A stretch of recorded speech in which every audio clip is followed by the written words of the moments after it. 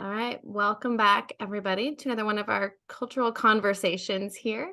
I am joined today by two wonderful women. Mariah Humphries, who I get to work with here at Be the Bridge. You probably have seen her around. She does a lot she's our director of marketing and communications, I believe, if that's still the current title.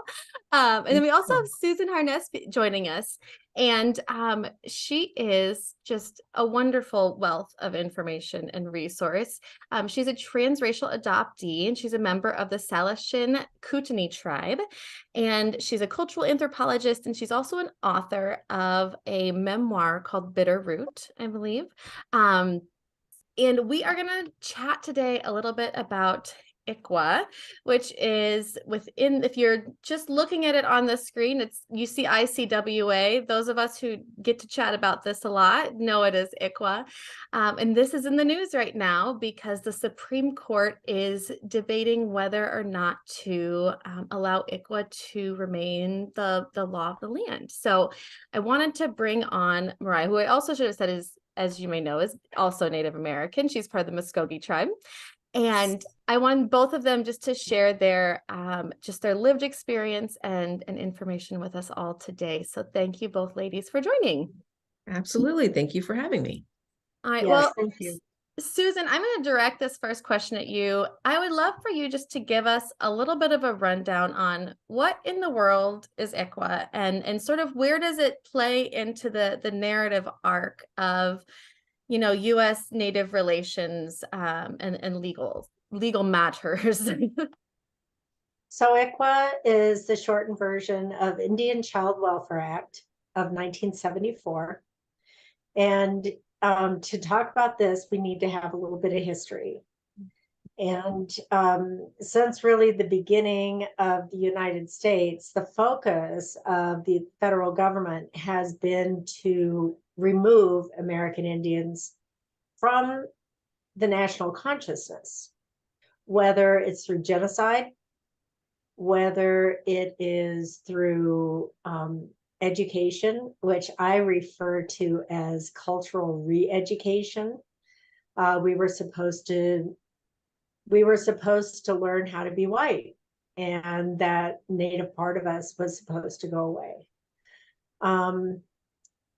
It was also removing tribes from their native lands and placing them on lands far away, or if they were placed on their homeland, that homeland was significantly decreased. Mm-hmm. The thing is in all of these scenarios, I have one more, Indian relocation of the 1950s, is that the US government was going to terminate American Indian lands. They were just going to make sure that those lands were dissolved and sold off to the highest bidder. And it became clear that tribes now homeless needed to find a place to go. So they were going to address that with the Relocation Act. Mm-hmm. And termination was 1950 or 1950s. Relocation Act was 1950s. And in that, you were going to take, young adults, and you were going to buy them a bus ticket, and they were going to go to an urban processing center. And so there were urban processing centers like in Seattle and in San Francisco, LA, Denver, Minneapolis, just to name a few. And they would be given a stipend that would buy them, that would be enough money. And, it'd be really interesting to see the math, because I don't know what the stipend was, but it was designed to pay their first month's rent, to pay for household goods, to pay for work clothes, to pay for groceries, to pay for a doctor's appointment and a dental appointment. And it would only be 1 month, because you know what? By the end of that month, they would have a job and they would now become part of the American dream. Well, at that point, you have the urban Indian issues that started, popping up, because that's not how that worked out. and there was no bus ticket to get back to now where a reservation doesn't exist. The problem with all of this, though, is that the kids kept coming home, whether they were being educated, whether they were being relocated, the kids kept coming home. And I like to say it's as if we were beads of mercury. We would keep coming home and gathering. So how do you stop that from happening? Well, you open up a social experiment, you back a social experiment that is the Indian Adoption Project. It ran from 1958 to 1967. And basically it was to measure how well Native kids would do if they were placed into non-Native homes. So again, it's that American dream thing. You know, we're going to have you forget, you know, who you really are and become part of this other thing. The only problem is we were still brown, so that didn't really work as well as they thought. But you know, there were so many non-Native families that wanted to adopt Native kids. And a lot of this was from a perspective of saviorism. And that's how it was marketed. You know, you could save a poor, forgotten Indian child, you know, from the deprivations of their culture. And so consequently, between 25 and 35% of American Indian kids by 1972 had been placed into non-Native homes. That's almost a third of a generation of a population, which means that you're going to affect that ethnic group's culture at the very foundation that it is. And you're not going to be able to pass along culture. You're not going to be able to pass along stories. It's going to be great because now you can annihilate this culture in a way that they weren't able to successfully do it before. And so I would refer to the Indian Adoption Project as tragically the most successful assimilation program.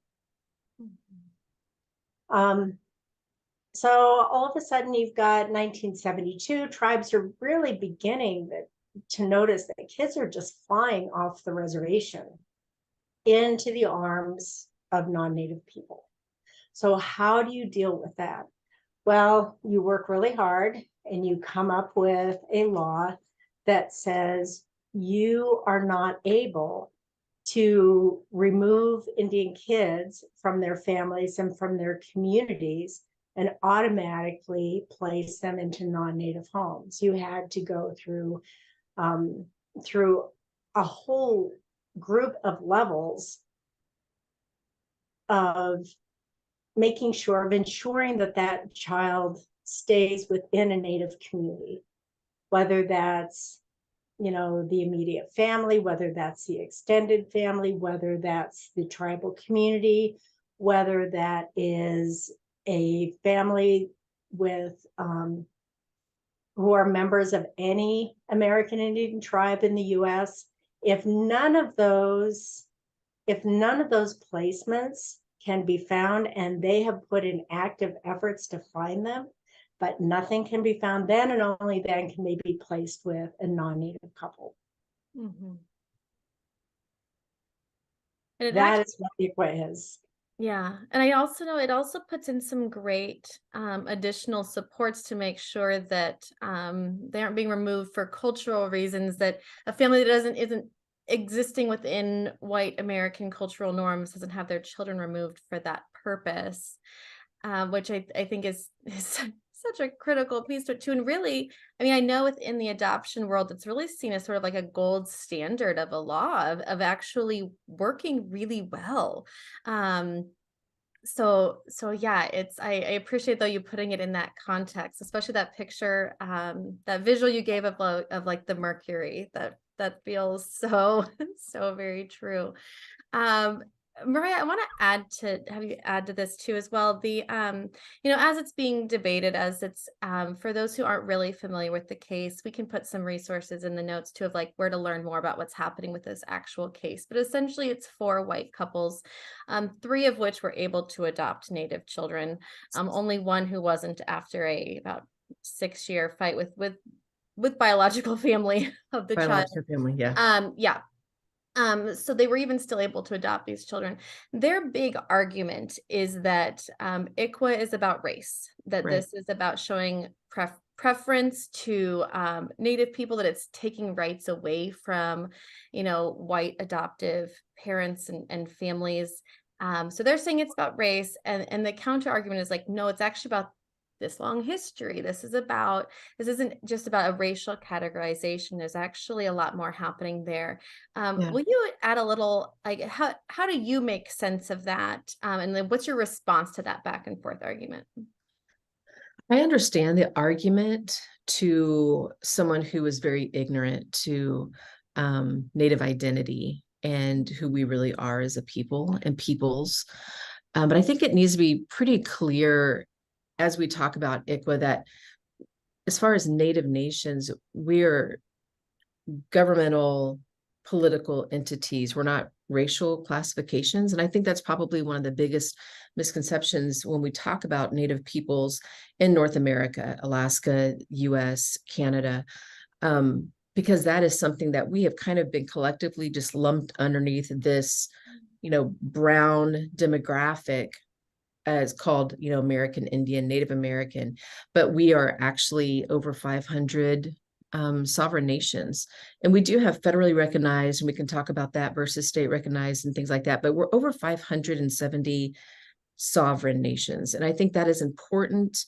We don't talk a lot about that in our history, which is why history is always important. So it is one of the things you will never get from a Native American is a simple answer, because to talk about the current topic, you always have to give the background because so much of it is missing. And I think that's something that is just a really unknown sort of situation. So even as I was sitting there and listening to these arguments in November, as my blood was boiling and my heart was pounding it, and I might have been saying some things that I can't say here on this screen today, it was so frustrating because race kept coming up. And, this is, not necessarily the term racism, but it was basically, reverse racism. Like as white people, this is something that's happening to us. We should have every right, and we shouldn't base any of this on the color of a child's skin, right?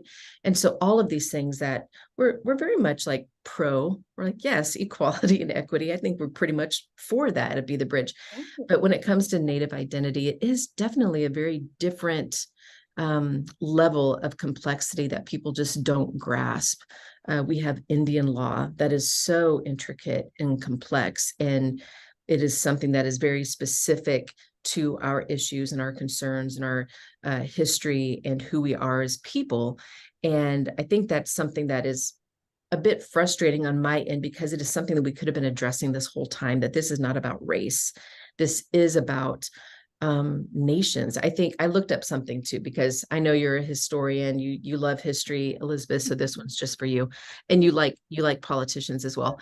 So I was looking up some, but one of the things I thought was really interesting is the fact that this was a US Supreme Court Chief Justice, John Marshall, who we can talk about his history, and for the case of ICWA, he was talking about another ruling where he ruled in favor of the Cherokee back in 1832.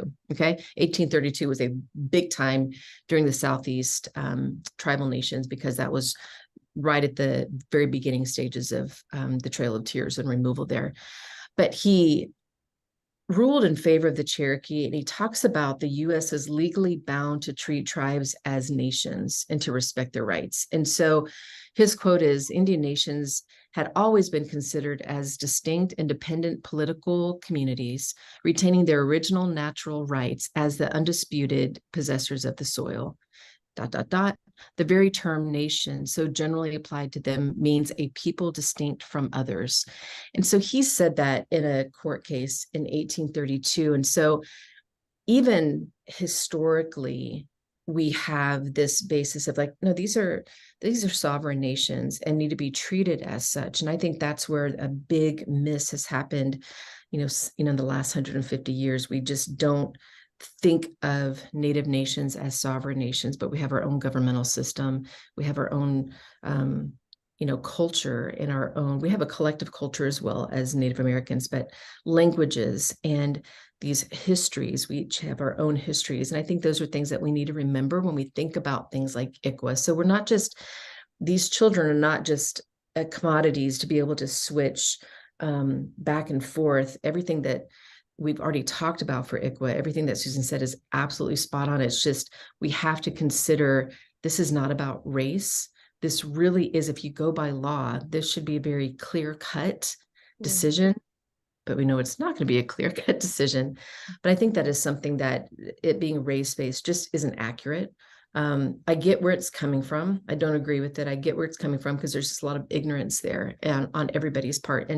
But that's something that really needs to be at the forefront. I think we need to be reminded of who we are, which you have to go back in history in order to really look at the purpose of ICWA today. I think even as Native people, it's exactly what we were talking about before. Susan touched on, it's always the children, right? It's always this next generation of tribal nations always being attacked, whether it's being removed from homes, land, cultural assimilation, cultural genocide through the boarding school era, the adoption project, even through our mothers, right? I mean, you have the 70s with the Health Act that came through in the 70s, where at conservative, 25% of Native women within childbearing years were no longer able to have children. I mean, they just, whether it was through voluntary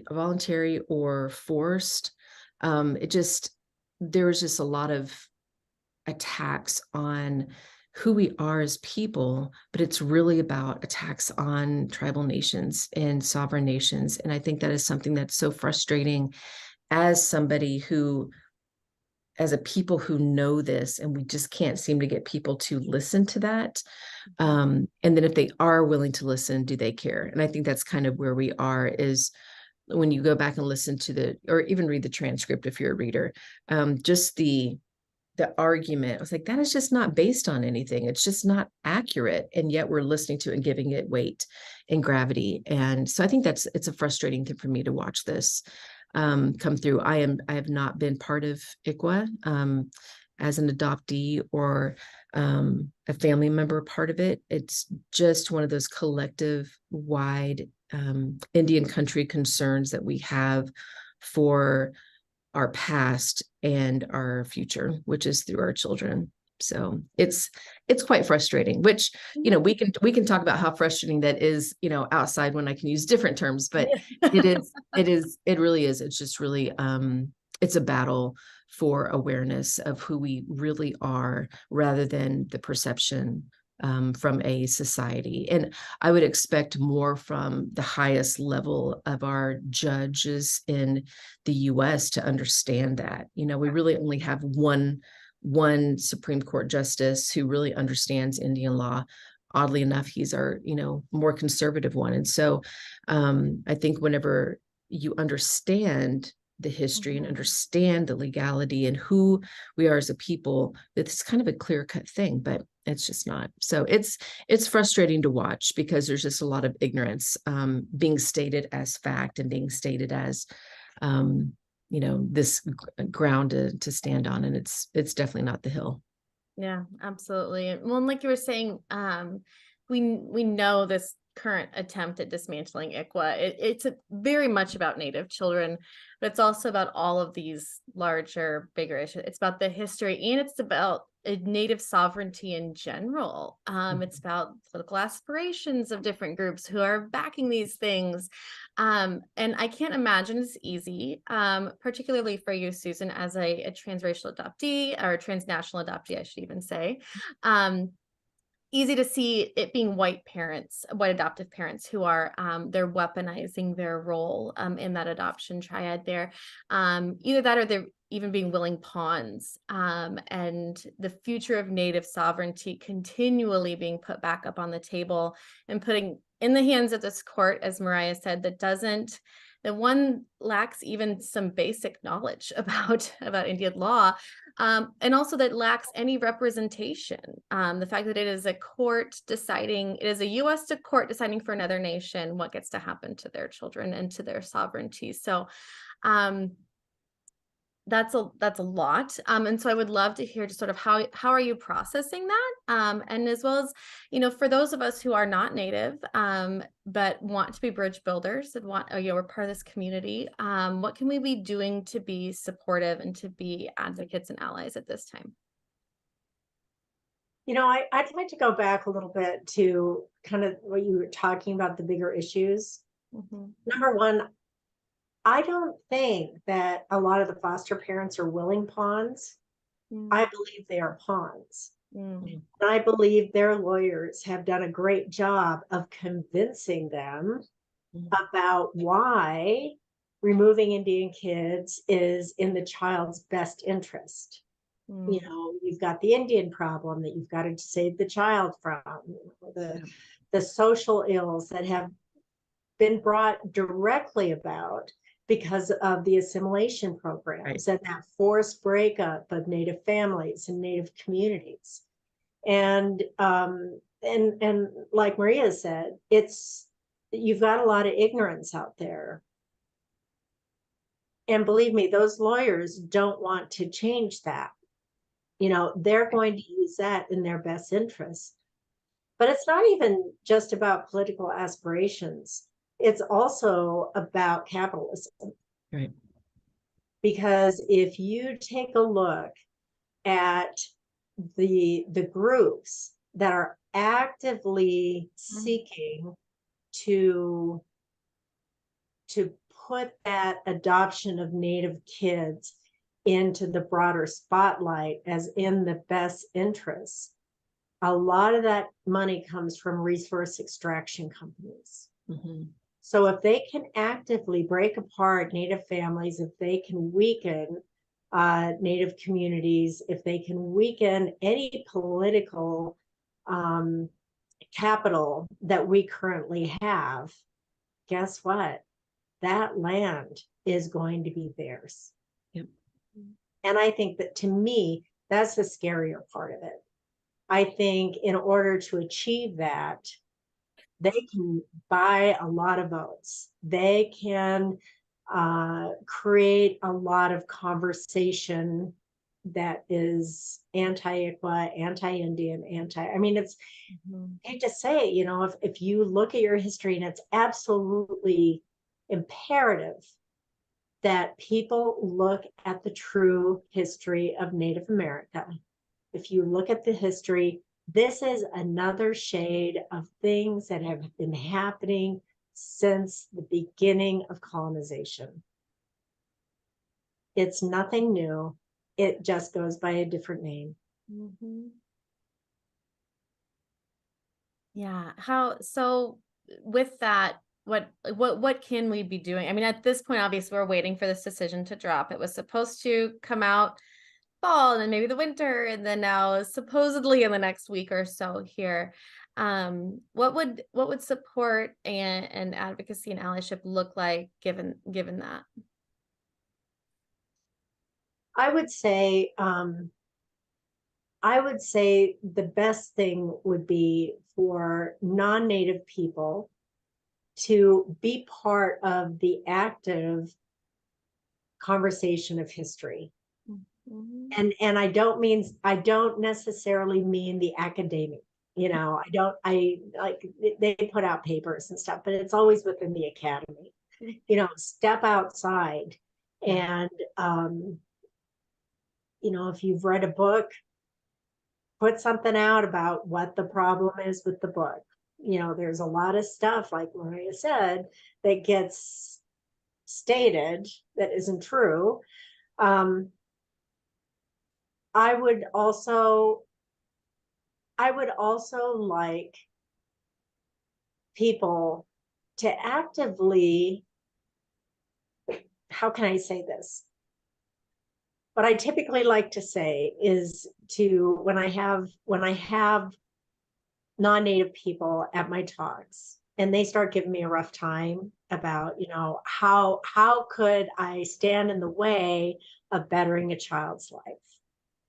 What I like to say is, if it was your child being forced to live with American Indians, how would you feel about that? That's a good question. And believe me, the discomfort in the room goes sky high. Yeah. There's a lot of internalized bias there that people are allowing themselves to let sit. So, well, thank you, ladies. We will continue to be on Supreme Court watch. I know, Yes. I know we all are waiting for more decisions and things. And we will, we will keep in touch and hope the right call is made here, even though I know that we all are a little suspect that will be the case. But But there's good, there is good news, is that there are at least 8 states that have, since this has exploded, that have enacted their own ICWA laws. Yes. That follow the national ICWA very, very closely. Yeah. So, there are, and I mean, some of these states are just kind of surprising because they're of the anti-Indian sentiment that exists in some of them. But the bottom line is, at least they have something in place. Yeah. So I hope more states come to that conclusion as well. Yeah, well, that's something we can all be pushing for as well, and putting in the ear of our legislators and things at the state level as well, and not thinking that things at the federal level are the only place that change is happening. So yeah, because I think it's important to remember there's a lot of bipartisanship a lot of times that happens when it comes to decisions for Native Americans as well. So it's not solely one side or another. It's really important to remember that. Before we go, I do just want to because she's not going to do this. So and I know she's not, which is why I'm doing it. I think one of the things that Be the Bridge really tries to do is center the voices of adoptees. And we are always reminded of the importance of that. And I really appreciate that. And I think if you want to read an amazing book, I've read this book about 3 times since it first came out. So this is Susan's book. It's Bitterroot. And it's an amazing book. And it really gives you a personal story mixed in with just really solid information that we need to all consider, whether we are Native or not. It's just always good to be able to stay knowledgeable and a student of one another. And so she's been a teacher of mine without knowing it. And so I appreciate her words through that book. And I think that's a good step for non-Native people, is to continue to support the voices of Native people. And when you do that, you listen to our concerns and our crises and our, victories as well, and celebrate with us. So. Oh, thank you so much. I appreciate it. I mean, I feel so gratified when I get an email or when I get even a note. I don't know how they find my address. That's kind of scary. Yeah, scary. But it's awesome when they say, thank you for telling my story. Because it reminds me how broad this topic is and how many people it's affected and how intense the anti-Indian sentiment is in this country. Yeah. That we experience so many of the same things. Yeah. So thank you. Thank you, Susan, for being here. Thank you so much.